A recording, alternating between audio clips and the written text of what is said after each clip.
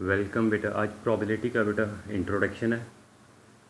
चलिए, प्रोबेबिलिटी है क्या बेटा? वर्ड प्रोबेबिलिटी क्या है? चांसेस ऑफ हैपनिंग और non happening of an event. किसी चीज़ के होने या ना होने के चांस को प्रोबेबिलिटी बोलते हैं, सबको पता है। और एक ही फॉर्मूला यूज़ करेंगे पूरे चैप्टर में। Probability of any event is the event. अभी देखते हैं बेटा इवेंट क्या है। Probability P means probability of any event is given by formula favourable cases या favourable outcomes divided by total possible outcomes. Divided by total possible outcomes. अब एक word use होगा बेटा सैम्पल स्पेस। सैम्पल स्पेस, जैसे मैंने एक question लिखा, right the sample space when a coin is toss. Sample space क्या होता है? जो फॉर्मूले का डिनोमिनेटर पार्ट नीचे वाला है उसको बोलते हैं sample space. Total possible outcomes of the experiment is called sample space. अब बोला कि सैम्पल स्पेस क्या होगी जब कॉइन को टॉस करे, सबको पता है। When a coin is toss क्या आएगा? हेड आएगा या टेल आएगा? करली ब्रैकेट में डालते हैं बेटा sample space. So total possible outcomes, जो डिनोमिनेटर पार्ट है उसको बोलते हैं sample space, that is called 2। जब कॉइन को टॉस किया 2 से टोटल पॉसिबल आउटकम्स है। Write the sample space when a die is rolled. तो क्या होगा? सबको पता, जब डाई को रूल किया जाए सैम्पल स्पेस क्या बनेगी? या तो नंबर 1 आएगा, 2 आएगा, 3 4 5 6 करली ब्रैकेट में डालेंगे। सो टोटल पॉसिबल आउटकम्स क्या आएंगे? 6 आएंगे। ये तो हो गया एक डाइज। अभी करेंगे बेटा 2 कॉइन्स, 3 कॉइन्स, 2 डाइजेस, उनके रिगार्डिंग क्वेश्चन करेंगे। आज इंट्रोडक्शन है, पहले मतलब समझते हैं, ठीक है। चलिए बेटा एक क्वेश्चन के साथ प्रोबेबिलिटी का मतलब समझते हैं, ठीक है। A die is rolled once, find the probability of getting 4 parts दिए हुए हैं। सबको पता है जब डाई को फेंका जाएगा, डिनोमिनेटर वाला पार्ट तो मुझे पता है, टोटल पॉसिबल आउटकम्स कितने आएंगे? 6। टोटल पॉसिबल आउटकम्स क्या आएंगे? 6, सबको पता है। 1 2 3 4 5 6। अब पहला पार्ट क्या पूछा? ये पार्ट प्राइम नंबर आ जाए तो प्राइम नंबर्स क्या क्या हैं चेक कर ले सारे। प्रोबेबिलिटी सबको पता है, 2 is a prime number, 3 and 5। So prime numbers क्या हैं? 2 3 5। आई hope clear. So favourable outcomes कितने आ गए? जो न्यूमिनेटर पार्ट है फॉर्मूले का, हमारे फेवर में हो गए 3 cases. Favourable outcomes 3।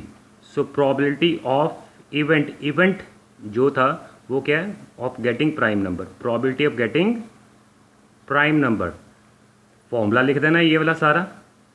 Favourable cases थे 3 और टोटल थे 6, तो प्रोबेबिलिटी कितनी आ जाएगी? 1/2। So probability is 1/2। अब सेकंड पार्ट, बी पार्ट देखें बेटा। Probability of getting number greater than 4। Total possible outcome तो 6 ही होंगे। Number greater than 4, number greater than 4 die में कौन कौन से होंगे नंबर ग्रेटर देन 4? देख ले बेटा एक बार, 5 एंड 6। सो फेवरेबल केसेस कितने आ गए? फेवरेबल केसेस आउटकम्स कितने आ गए? 2 हो गए फेवर में। अब लिख देंगे प्रोबेबिलिटी ऑफ इवेंट क्या है? Number greater than 4, number greater than 4 favourable outcomes divided by total possible outcomes, वो है 6। तो कैंसिल होके कितना आ गया? 1/3। C part, number greater than 6। अब देखें भी डाई में नंबर ग्रेटर देन 6 कोई होगा? कोई भी नहीं होगा। नंबर ग्रेटर देन 6, तो सैम्पल स्पेस में ऐसे नहीं लिख देना, 0 नहीं लिखना, खाली छोड़ देनी, मतलब कोई भी नंबर नहीं ग्रेटर देन 6। तो फेवरेबल आउटकम्स कितने आ गए? फेवरेबल आउटकम्स ऊपर वाला पार्ट, ठीक है, 0। सो प्रोबेबिलिटी क्या आएगी इवेंट की? प्रोबेबिलिटी ऑफ इवेंट क्या है? Number greater than 6, number greater than 6 favourable over total तो 6 ही है, 0 ओवर एनी नंबर इज 0। कोई चीज़ जो हो ही नहीं सकती उसकी प्रोबेबिलिटी कितनी आएगी बेटा? 0। Such event are called impossible events, ठीक है। जो कोई चीज़ हो ही नहीं सकती उसकी प्रोबेबिलिटी क्या है? 0। अब डी पार्ट देखेंगे बेटा, number less than 7, number less than 7। अब बोलो डाई में कौन कौन से होंगे नंबर लेस देन 7? सारे होंगे, 1 2 3 4 5 6, टोटल 6 थे। अब फेवरेबल भी कितने आ गए मेरे पास? 6 के 6। फेवरेबल आउटकम्स मतलब न्यूमिनेटर वाला पार्ट फॉर्मूले का क्या आ गया? फेवरेबल आउटकम्स कितने आ गए? 6 के 6। टोटल तो पहले ही पता है 6 है।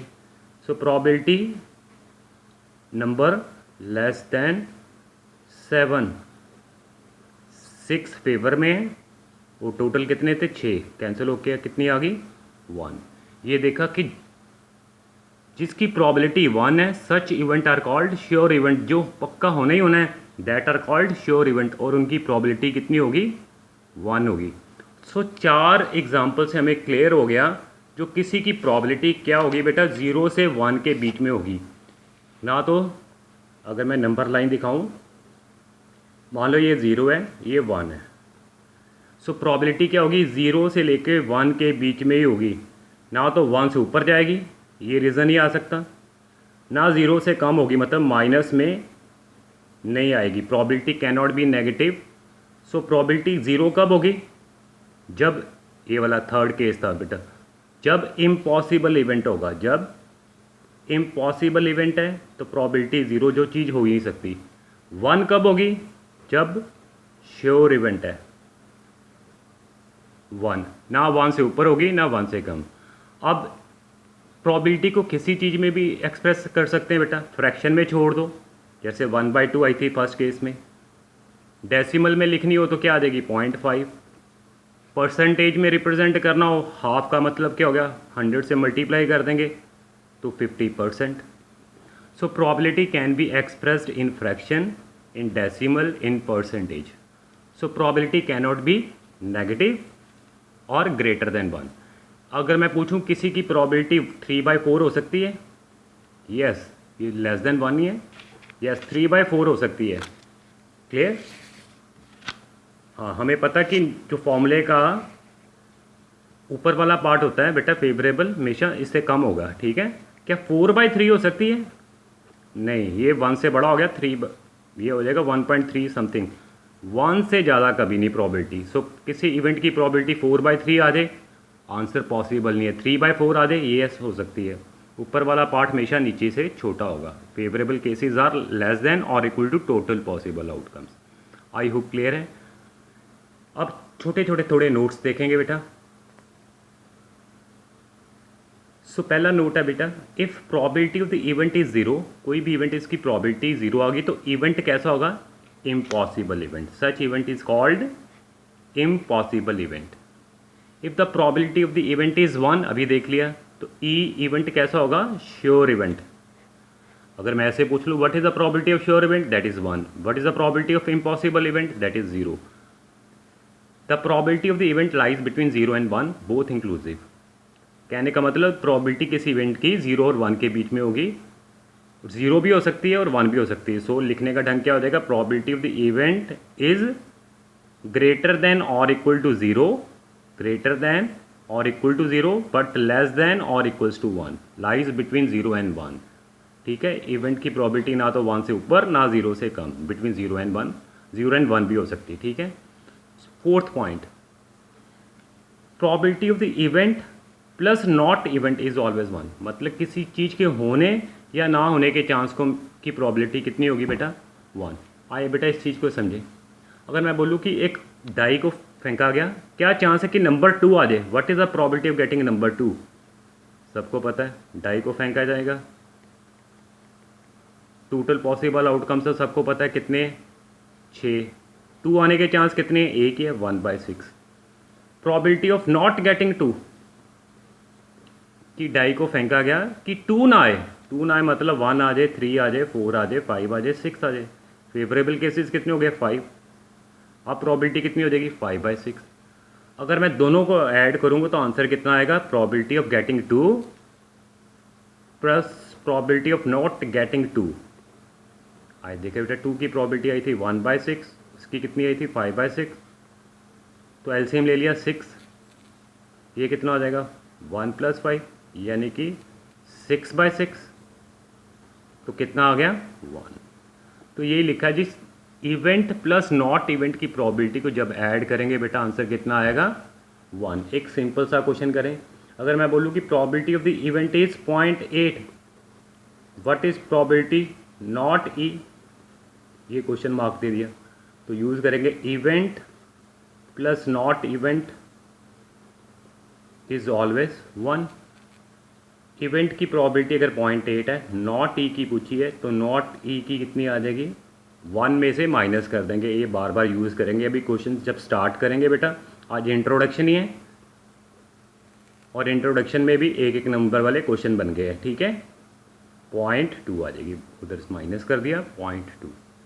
सो कहने का मतलब अगर पी नॉट ई चाहिए मुझे तो क्या करेंगे 1 माइनस पी ऑफ ई, याद रख लें, ठीक है। ना होने के चांस क्या होंगे 1 माइनस होने के चांस माइनस कर देंगे। एंड लास्ट फिफ्थ पॉइंट था sum of the probabilities of all the elementary event of an experiment is always 1। मतलब जितने भी probability sum of the probabilities of all the elementary event of an experiment is 1। कहने का मतलब जितने भी experiment हो रहे हैं बेटा, जितने भी इवेंट आ रहे हैं उनकी सम क्या होगा 1 होगा। कहने का मतलब फॉर एग्जाम्पल अगर मैं बोलूँ कि प्रोबेबिलिटी ऑफ गेटिंग 1 जब डाई को फेंका गया 1/6, 2 की 1/6, 3 के भी 1/6, यानी कि 3/6 नहीं लिखना। 4 के होने के चांस कितने हो जाएंगे 1/6, 5 के होने के चांस 1/6, 6 आ जाए। और तो एलिमेंट्री इवेंट नहीं है। अगर डाई को फेंका जाए 1 2 3 4 5 6 की प्रोबेबिलिटी सबकी 1/6 है, और अगर मैं सबका सम कर दूंगा ना, इन सभी का सम कर दूंगा तो कितना आएगा मेरे पास 1 आ जाएगा। 6 एलसीएम 1 + 1 + 1 + 1 + 1 + 1 यानी कि 6/6। So sum of the probabilities of all the elementary event of an experiment is always equals to 1, याद रखेंगे, ठीक है। ये भी यूज़ कर सकते हैं अभी, ठीक है। चले बेटा नेक्स्ट लेक्चर से स्टार्ट एक्स्ट्रा क्वेश्चन ही करवाऊंगा, ठीक है। क्वेश्चंस होंगे बेटा 2 डाइजेस वाले, 2 कॉइन्स 3 कॉइन्स, नंबर्स पे, प्लेइंग कार्ड्स पे, ठीक है। Leap year non leap year के रिगार्डिंग, ठीक है, वो अगली क्लासेस में करेंगे। थैंक यू वेरी मच बेटा।